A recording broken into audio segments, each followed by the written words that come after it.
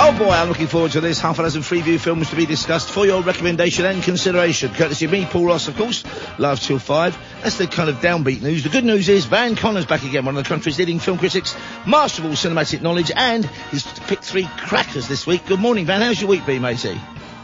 Been pretty good, thanks, Mr. Ross. I got to see a couple of big movies. One of them was very funny. I saw Strays this week. That was a good time. I'm looking forward to anything with talking dogs. I'm there for. I love that. I love the sound of it straight. Jamie Foxx and Will Ferrell. What's not to love? Indeed, yeah, very much like kind of like Ted, but with actual dogs. And also, after years and years, and by the way, years in the business, my brother Jonathan finally got to meet you at a screening. We did. We actually met for the very first time at Strays, and do you know what? I couldn't attest to how tall he was versus you, Mr. Ross. He was sat down the entire time. Oh, 3 or 4 inches taller than me, but he's not been bowed down by 3 divorces and loads of alimony payments. Anyway, enough of my moaning. I tell you what, though, that dress sense runs in the family, doesn't it? He won't get knocked over in a hurry, will he, late at night? Because he's a luminous felly most of the time. Now, you're starting with a film I wanted to choose, and I think we mentioned before, but even so, you got there first. It's an absolute Michael Mann cracker. I mean, if you don't know Heat, Robert De Niro, Al Pacino, you don't know cinema, but tell us, just whet our appetites for it today, later on today, Van. Yeah, so Heat, which is on tonight, 10:40 on BBC One. This is one of the all-time crime capers. This is Michael Mann at his most Michael Manniest. I'm actually halfway through reading the sequel novel to this at the moment, which is imaginatively entitled Heat 2.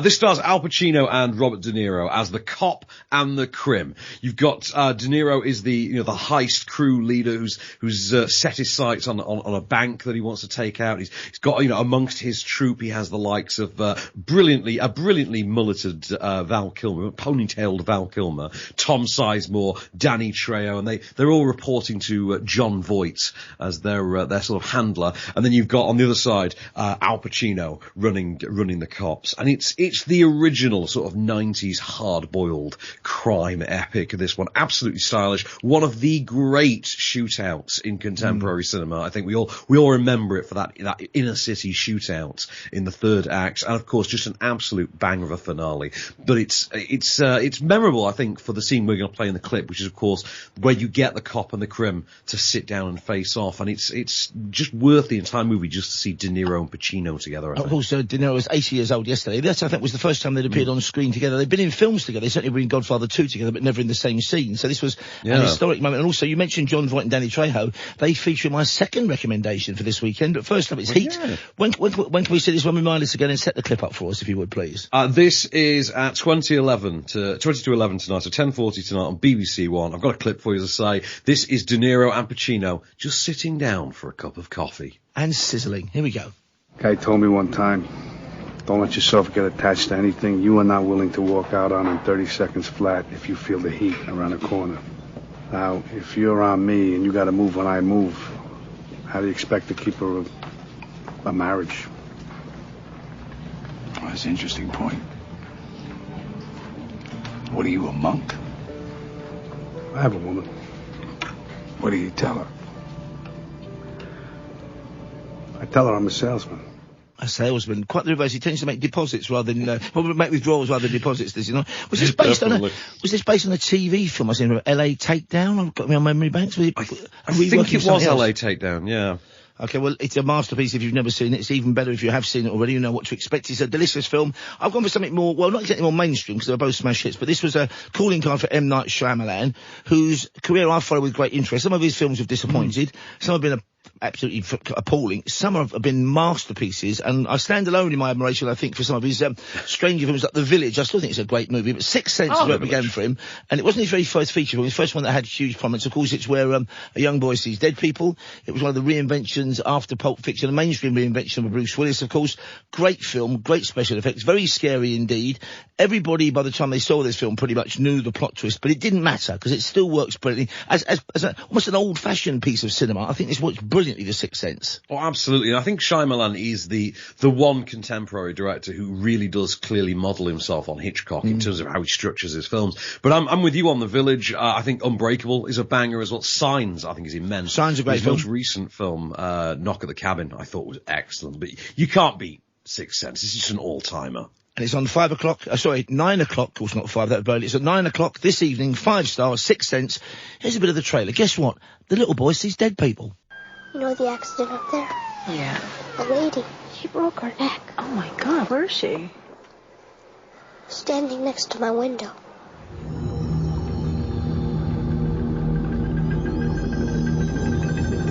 You have a secret, but you don't want to tell me. I see dead people walking around like regular people. I don't see anything. Are you sure they're there? They're everywhere. They want me to do things for them. I think that they know that you're one of these very rare people who can see them, so you need to help them. What if they don't want help? I don't think that's the way it works. How do you know for sure? Not every gift Is anyone there? is a blessing. The Sixth Sense. Please make them leave. I'm working on it.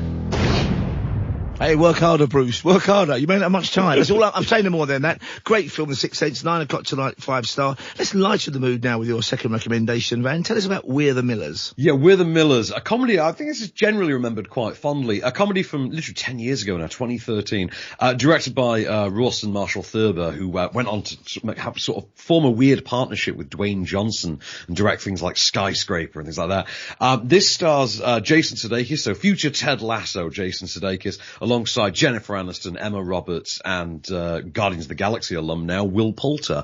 And you've got Sudeikis is the this tells you how much the film has dated. He's the back alley weed dealer, which was a thing they used to have in the US before they legalized it. Who gets tasked by his criminal kingpin lord, played by Ed Helms, to transport a large amount of cannabis across the country under the guise of a family on an RV trip, and he takes along a stripper that he knows, played by Aniston, the local sort of weirdo, played by Will Poulter, and a girl that Will Poulter fancies, Emma Roberts. And this sort of would-be gang become a sort of surrogate family along the way as they're pursued, almost National Lampoon style, by various criminal factions, and just go on a series of wacky hijinks. It's a pretty funny film, and best remembered for one of the most iconic tattoos, I think, of any movie this century, the no regrets. I forget tattoo now, which looks like a gag that sticks out to this day. You must have seen this one. I've seen, I loved it. Although it's many years since I've been to a strip club, but unless they've really raised the game, I never saw a stripper who looked like Jennifer Aniston. Maybe I was going to the wrong clubs back in the day. No, if we find a club where they look like Jennifer Aniston, we'll have to frequent it together. But it has got a pretty iconic sequence of Jennifer Aniston dancing in this, which has featured in a lot of Twitter-based GIFs over the years. I think she's had an unfair rap, Jennifer Aniston, because she's been in some really big films and she's prepared to be, if you like, supporting females. It feels like, Bruce Almighty, she's fantastic in that film. There's no two ways about it. She's brilliant in that film. She's been in so many other big films, and yet people say, oh, her film career tanked. Well, no, it didn't. It's just that she's prepared to be, a feed almost, if you like, or somebody who's there, perfect, but also isn't ever going to show, because it's somebody else's vehicle. Well, that's it. And also, as We're the Millers and Horrible Bosses prove, she's very, very good at R-rated comedies. I actually met her for Horrible Bosses 2, 5 or 6 years ago, whenever that was. And with Sudeikis, I think he was part of it as well. And Sudeikis and Charlie Day, and I forget who the other one is in Horrible Bosses. But yeah, she's got serious comedic chops, and I really enjoy her in R-rated comedies, as indeed this is. So this is We're the Millers. It's on Saturday night, 9 p.m. on ITV2, which is the perfect time, the perfect channel for this. So this is one for the beer and pizza crowd. Load on up, have a few drinks, knock back, swallow a couple of slices, and enjoy this comedy. This is the family bickering for you. Here we go then. No, I'm good. I got it right over here. Thanks. Thank you. Sorry. Honey, hi. You made it. Just eat it. Sorry. Sorry. Okay. Wow, you look really very Don't. Just don't. All right. Okay. Hi, Mom. Jesus. Mm-hmm. And who's that? That's your daughter, Casey. Hey. Mm-hmm. I want $30,000 now. Why? Okay. Have a safe flight. What? No. Okay. Fine. Bloodsucker. All right. Happy wife, happy life. Hi, kids. Happy wife, happy life. There we go, you bloodsucker. Now, my second recommendation is one of my favourite films for all kinds of reasons. One is that it was based on a screenplay written by that great director Akira Kurosawa, with help from his normal collaborators. It was going to be his first colour film, only making his, I think, 15th or 16th film with Toshiro Mifune, who was in Seven Samurai for him and in Rashomon for him. I mean, brilliant writer and director Kurosawa. They fell out badly. Mifune could be, we understand, a prickly and cantankerous character. And so it never got made, this. It got shelved. He was going to make it. It was going to be his first colour movie. And it got parked until a chap called Andrei Konchalovsky, Russian director of Russian Heritage, found out about it, dug it out, and made, I think, an absolutely blistering 80s film. Not only an action film. I mean, there's loads of action in it. It's I think... If you imagine if Dostoevsky had written a prison escape drama based on a runaway train that can't be stopped, I think you'd have Runaway Train, which is on Talking Pictures TV tomorrow night, 20 minutes to midnight. It's from 85. Both John Voight and Eric Roberts, who starred in it, got Academy Award nominations. You mentioned Danny Trejo earlier on. It was his first film role, and also the first film role for a guy you'll recognise. Everyone knows his face. Gigantic actor called Tommy, known as Tiny Lister, for all kinds of ironic reasons. And it's a simple... Rebecca De Mornay's in it as well, which wouldn't make it more 80s. A kind of expert escape artist, played by John Voight, who's stuck up in a kind of Alaskan prison, manages to get out one last time. Eric Roberts, who's well-meaning but a bit dopey, but happens to be a great fighter, boxer, tough guy, tags along. So they've got a kind of Mutt and Jeff relationship. And then there's a warden on the trail who said to John Voight, if you try and escape again, I'll kill you. No two ways about it. Played by the brilliant John Patrick Ryan. So it becomes a chase saga. When you throw into the mix that the train they managed to get on board can't be stopped. It's got all kinds of weird and wonderful faults with it going on, and they simply can't. It's a train bound for death rather than destiny. It's a non-stop film set in the snow. I didn't do the kind of business it should have done at the time, but this is one of those, I think, it's kind of slipped away a bit from the mainstream. It's on Talking Pictures TV because I think it's kind of out of copyright or easy to license or whatever. If you've never seen this, folks, you really want to get on board, catch this train, because really, it's a journey to hell. And I mentioned this film on our little chats before, but I do love this film. I know you've seen this before. Have you seen this recently, this one, Van? No, I watched it the last time you picked it, actually. I watched it ahead of that. And do you know what? This stands up, I think, as a solid cult classic. Yeah. Definitely. And John Voight is great in it, but also it's not the John Voight who was in films like The Champ or even Midnight Cowboy. Far from it. It's more like the John Voight who turns up in things like, when he now plays much more routinely a bad guy. In this one, though, it's full on. It's a great film, I think. It's great action direction as well. Great stunts in the days before CGI. They actually were on board, going mental speeds, a runaway train. Here's the trailer, 20 minutes to midnight, tomorrow night, Saturday night on Talking Pictures TV. Enjoy. It's a one-way ticket, though. They escaped together. They battled the elements. They achieved the impossible. Smile, man, we're free! But their train to freedom was out of control.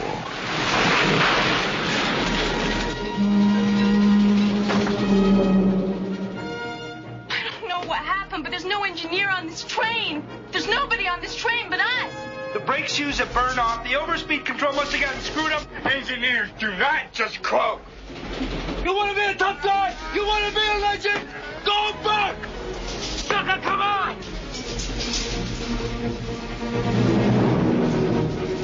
They ain't getting caught alive. Let's have some fun. You'll never stop this train, you hear me, Regan? Never!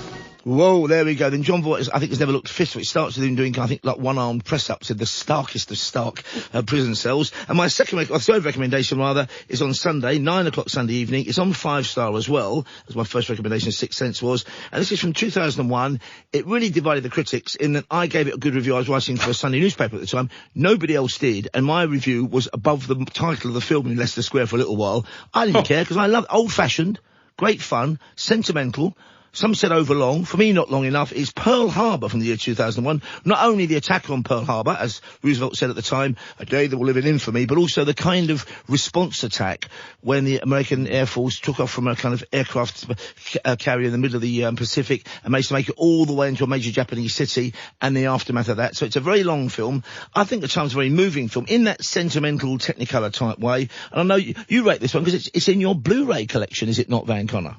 This was the very first Blu-ray I ever bought. When I got into Blu-ray, I thought the first film I'm going to own is Michael Bay's just unappreciated classic Pearl Harbor. I think this is going to stand up. I think in years that go by, I think this is going to get reappraised. We reappraise everything these days.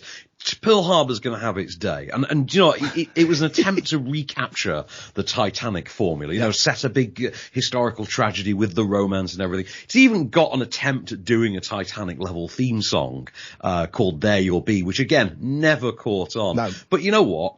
If it's got one thing going for it, it's got Alec Baldwin and the immortal line, "Gentlemen, this time leave your goddamn hula shirts at home." And that is cinema, baby. That is cinema right there. Absolutely. And a reference, of course, to the hula shirts worn by Frank Sinatra in Montgomery Clifton, From Here to Eternity, the original version of that. It's got a great shot when you kind of follow Michael Bay style, a bomb from a Japanese fighter plane down into the bow of a ship, which is exhilarating but terrifying in equal measure. So it's 9 o'clock. It's Sunday night on 5 Star. It is Pearl Harbor. It is a very bumpy ride indeed. December 7th, 1941. A date which will live in infamy.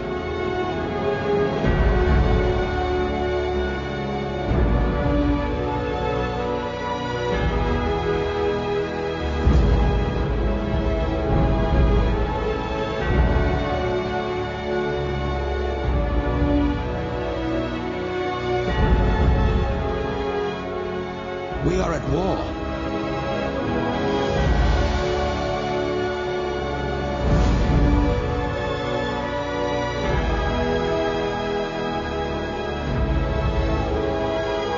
I'd forgotten quite how much music there was in this trailer. We get the idea when I say it's slightly, well, it's not exactly sentimental. I think it's earned sentiment, but it is old-fashioned. For me, in a good way. You can see it, make your own mind up. 9 o'clock, Sunday night, 5 Star, and your final recommendation is, I must say, Sam Stevens, who's back on Monday's show. It's his favourite film of all time, The Prestige, directed by the great Christopher Nolan. So tell us a bit about it, Van, if you would. Do you know what? I think Mr. Stevens and I agree on that. I think it's Nolan's best movie. I should point out, by the way, I didn't realise this.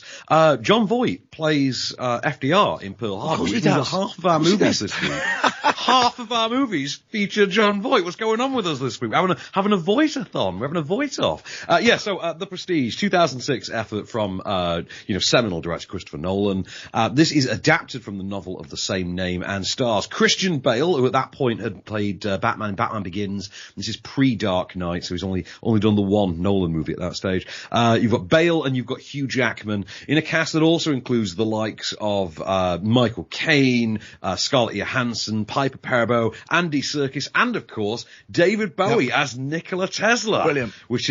That's great casting right there, and is about the rivalry between two 19th century magicians. They start out as friends and collaborators. There's then an accident that causes a rift between them, and then starts this absolutely life-destroying, for them both, feud that just spills into a literal war of the magicians. This opened opposite another movie at the time called The Illusionist. Which is a good film as well, not a bad film. Yeah, that was very good as well. We had sort of rival magicians in this movie. We also had rival magician movies going on at the same time. But this is the superior one. I maintain that this is Nolan's best movie. And I think there are a number of people that do fall on that side, but I think it's his most tight and tidy, him at his best, just pacey thriller, just with some great stuff. And also, the entire film is structured as a magic act, as we're sort of told by Michael Caine at one point. But I've got a clip for you. This is on Quest on Sunday night, 11 o'clock. A bit late, but you know what? We're staying up for.